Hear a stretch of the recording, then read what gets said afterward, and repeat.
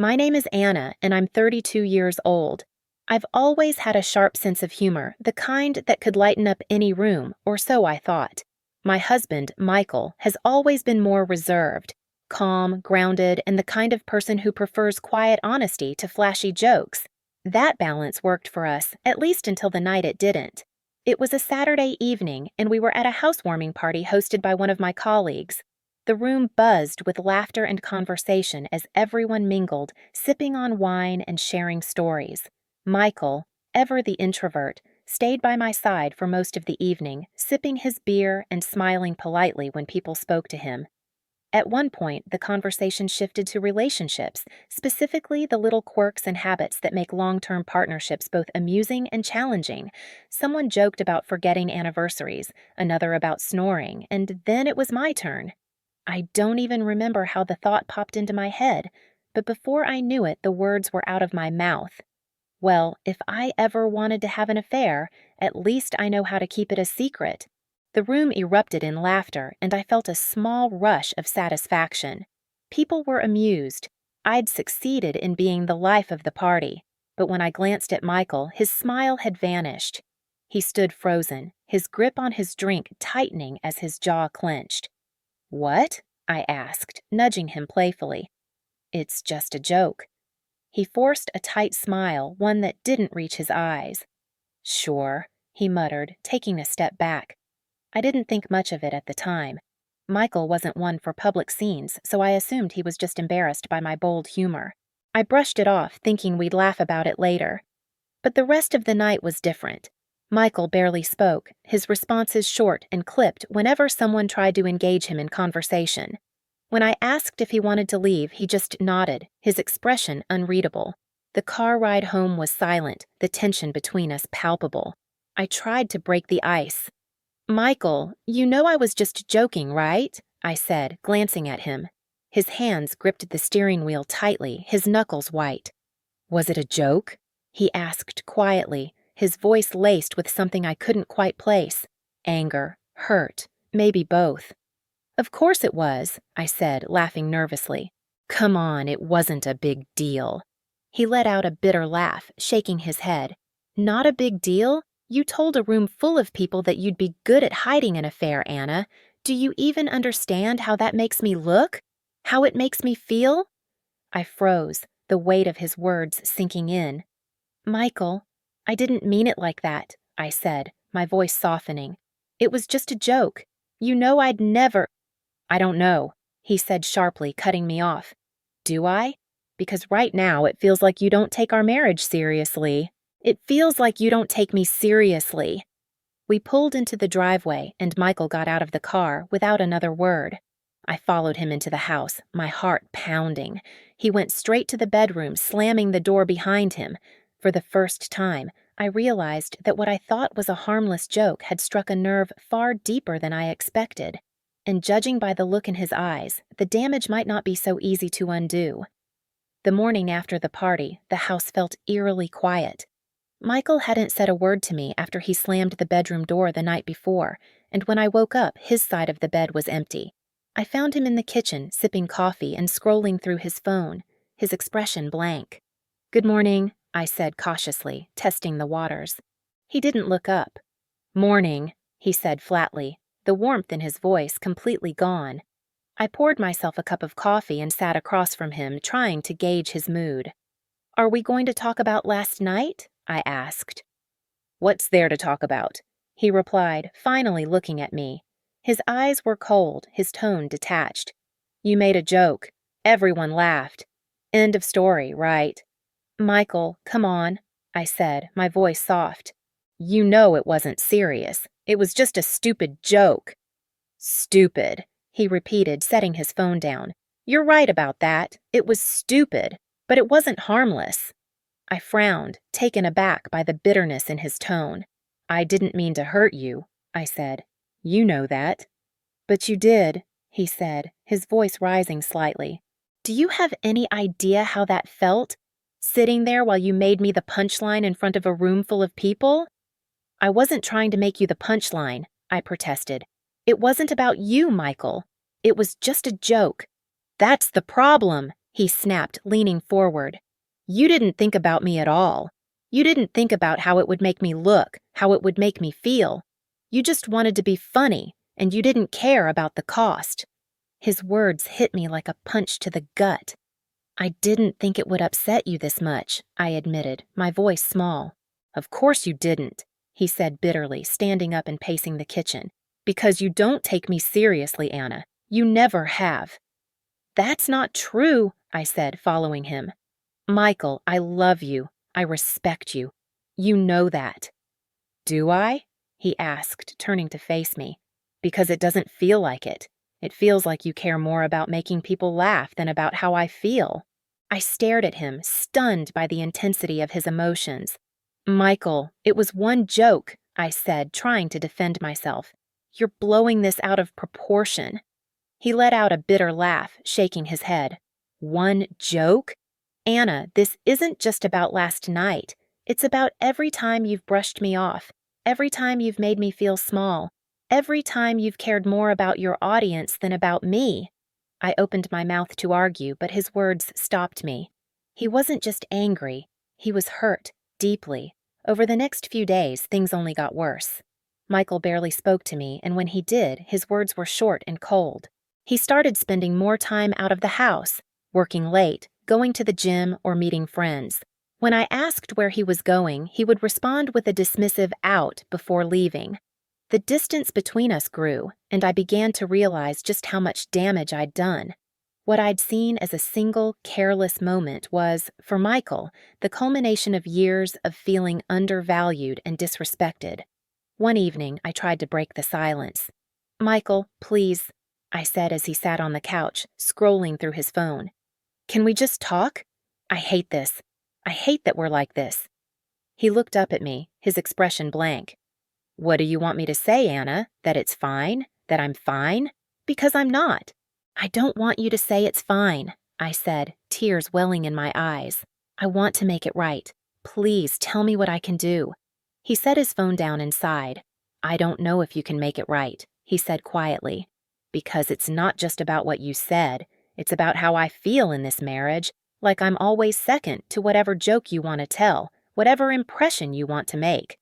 I don't feel respected, Anna. I don't feel valued. You are valued, I said quickly. You're everything to me, Michael. I'm sorry if I made you feel otherwise, but I swear I never meant to. He shook his head, his expression pained. Intentions don't matter, Anna. Actions do, and your actions have shown me that I'm not enough for you. The tears I'd been holding back finally spilled over. Michael, please, I said, my voice trembling. Don't say that. Don't give up on us. He stood up, pacing the room. I'm not giving up, he said, though his tone was uncertain. But I'm tired, Anna. I'm tired of feeling like I'm not enough, like I'll never measure up to your expectations. You don't have to measure up to anything, I said desperately. You're perfect to me. I didn't realize how much I was hurting you. He stopped pacing and looked at me, his eyes filled with sadness. That's the problem, he said softly. You didn't realize. And now I don't know if I can trust you not to do it again. His words hit me like a physical blow. For the first time, I realized how fragile our marriage had become, and how much work it would take to repair it, if it could be repaired at all. It took nearly a week of icy silence and polite exchanges before Michael finally agreed to have a real conversation. I had begged him to sit down and talk, and when he nodded that evening, I felt both relief and dread. We sat across from each other at the dining table, the weight of unspoken words filling the space between us. Michael, I began, my voice trembling, thank you for agreeing to talk. I hate how things have been between us. I know I hurt you, and I just want to make it right. He stared at the table for a moment before meeting my gaze. His eyes were tired, his expression guarded. Do you? He asked softly. Do you really understand how much you hurt me, Anna? Yes, I said quickly. I've been thinking about it nonstop. What I said at the party, it was stupid and careless, and I'm so sorry. I didn't mean it, Michael. I swear, it was just a joke. He leaned back in his chair, crossing his arms. A joke, he repeated, his voice bitter. Do you know how humiliating it was to sit there while you joked about having an affair? Do you know what that felt like? I swallowed hard, tears prickling at my eyes. I didn't mean it seriously, I said, my voice trembling. I thought everyone knew it was a joke. I didn't think— That's exactly it, he interrupted, his voice rising. You didn't think about me, about how it would make me feel, about how it would make us look. You just wanted to be funny, Anna, and you didn't care about the cost. His words hit me like a physical blow. Michael, I do care, I said, my voice breaking. I care about you, about us. I would never do anything to hurt you on purpose. He shook his head, his expression pained. But you did, he said quietly. And it's not just about what you said at the party. It's about how you always brush things off, how you don't take me seriously. Do you even know how often you make me feel small? Tears streamed down my face as his words sank in. I didn't realize, I admitted, my voice barely above a whisper. I didn't know you felt that way. Well, now you do, he said sharply. He exhaled deeply, running a hand through his hair. Anna, I've been doing a lot of thinking this past week. About us. About whether I can keep doing this. My heart dropped. Michael, please, I said, my voice trembling. Don't say that. Don't talk about giving up. We can fix this. I'll do whatever it takes.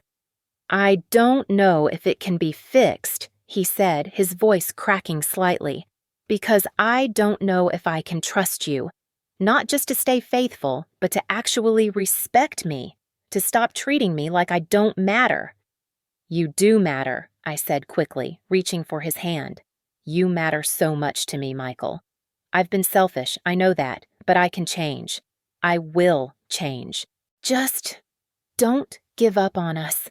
He pulled his hand away, his eyes filled with doubt. I don't know if I believe you, Anna, he said quietly, because this isn't the first time I've felt like this.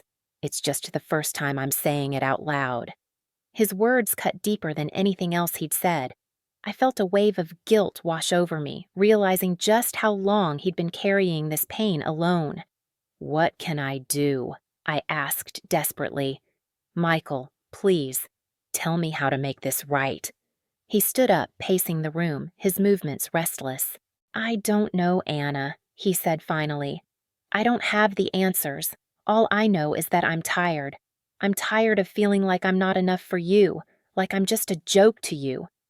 You're not a joke, I said, my voice breaking. You're everything to me. I love you, Michael. Please believe me. He stopped pacing and looked at me, his expression unreadable. Love isn't always enough, he said softly. Not when there's no respect. Not when there's no trust. Then let me earn it back, I pleaded. Let me prove to you that I can be better, that I can be the wife you deserve. He was silent for a long moment, the tension in the room almost unbearable. Finally, he sighed. I'll think about it, he said. But I can't promise anything, Anna. I need time. I need space. I nodded, my tears falling freely. Take all the time you need, I said, my voice trembling. Just don't walk away yet. Please. He didn't respond, but the look in his eyes told me he was still unsure. As he left the room, the weight of uncertainty settled heavily on my chest. I realized then that no matter how much I wanted to fix things, it might already be too late. The days following our conversation were a blur of silence and tension. Michael didn't pack his bags or leave, but he might as well have.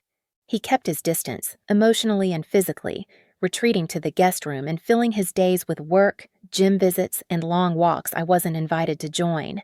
It felt like living with a stranger. He spoke to me only when absolutely necessary, his words clipped and devoid of warmth. Every polite response, every avoidance of eye contact felt like a small dagger reminding me of how deeply I had hurt him. I spent hours replaying his words from that night. He was right. I had made him feel small, and not just at the party.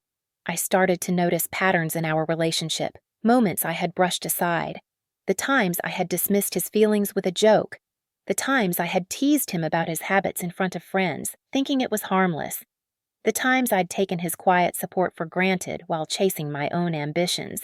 I realized that my careless words at the party were just the tipping point of something much bigger, a long, slow erosion of the respect and trust Michael deserved. Meanwhile, Michael began to change.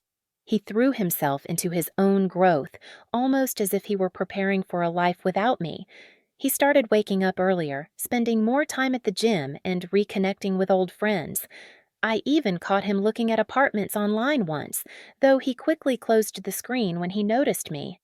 Seeing him pull away, seeing him build this new, independent version of himself, was both inspiring and heartbreaking. I was proud of him for focusing on himself, but I couldn't shake the fear that he was preparing to leave me for good. For my part, I began taking a hard look at myself. I started therapy, determined to understand why I had been so careless with Michael's feelings. In our sessions, I confronted uncomfortable truths, how I had used humor as a shield, how I'd sought validation from others instead of nurturing the love I already had, and how I had failed to truly see the pain I was causing until it was almost too late. I tried to show Michael that I was changing. I stopped making jokes at his expense, even the little ones I used to think were harmless. I made a point to listen to him when he spoke, to truly hear him instead of brushing him off. I apologized, not just for the party, but for all the ways I'd let him down over the years. But he didn't seem to notice, or maybe he didn't care. His responses to my efforts were minimal, and I couldn't blame him. Trust, I realized, wasn't something that could be rebuilt with words or small gestures. It was something I would have to earn slowly, if he even allowed me the chance. The hardest part was the uncertainty. Michael hadn't made any definitive decisions about our marriage, but his silence spoke volumes. Every day felt like walking a tightrope, unsure if I was making progress or if I was one step closer to losing him forever. The house felt emptier with every passing day, even though we were both still in it. Every time I saw him smile at a text or laugh during a call with a friend, I wondered if he was imagining a future without me in it. And every time he left without saying where he was going, I feared he wouldn't come back. I didn't know what the future held for us, but I knew one thing for certain: I would never make the same mistake again. Whether or not Michael decided to stay, I owed it to him, and to myself, to become someone who valued and respected the people she loved. It took weeks of living in limbo before Michael finally sat me down to talk about our future. He chose a neutral spot, our favorite park bench overlooking the lake. As we sat together, the winter air crisp around us, I felt the weight of his decision hanging in the silence between us. Michael broke the silence first. "I've been thinking a lot about us," he began, his voice calm but tinged with sadness. "About what happened, about everything that's led us here." I nodded, swallowing the lump in my throat. "I have too," I said softly. "Michael, I'm so sorry for everything I've done to hurt you. I didn't realize how much I was taking you for granted. I've been trying to change, to be better, but I know I can't undo the past." He looked out at the lake, his jaw tightening. "The thing is, Anna, it's not just about what happened at the party. That night made me realize how long I've been feeling like this, like I'm invisible in our marriage, like my feelings don't matter." "You're not invisible," I said quickly, tears streaming down my face. "You matter so much to me, Michael. I see you now, and I hate that it took something like this for me to really understand what I've been doing. I want to make things right. I want to rebuild what we had." He sighed deeply, finally turning to look at me. His eyes were filled with a mix of love and exhaustion. "Anna, I know you mean that," he said, "and I believe you're trying, but I don't know if I can move past this. I don't know if I can let go of the hurt." His words felt like a punch to the gut, but I forced myself to stay composed. "I understand," I said, my voice trembling. "But please, Michael, don't give up on us yet. Let me prove to you that I can be better, that I can make you feel seen and valued the way you deserve." He was silent for a long moment, his gaze searching mine. "I'm willing to try," he said finally. "But I need you to understand that this isn't going to be easy. I need time to heal, and I need to see real change, consistent change. I'll do whatever it takes, I promised. I'll give you all the time you need. I just want the chance to make this right. Michael nodded slowly, his expression softening slightly. Okay, he said. We'll take it one day at a time. But Anna, if I don't feel like things are truly changing, if I still feel like my feelings aren't respected, I won't stay. His words were both a relief and a warning, a fragile lifeline that could be cut at any moment. As we walked back to the car in silence, I felt a glimmer of hope. It wasn't a resolution, but it was a beginning. Careless words and thoughtless actions can inflict deep wounds in a relationship, especially when they reveal underlying patterns of neglect or disrespect. Rebuilding trust and respect takes time, effort, and humility, and even then, it may not always be enough. True healing requires both partners to be committed to change and willing to confront the pain together.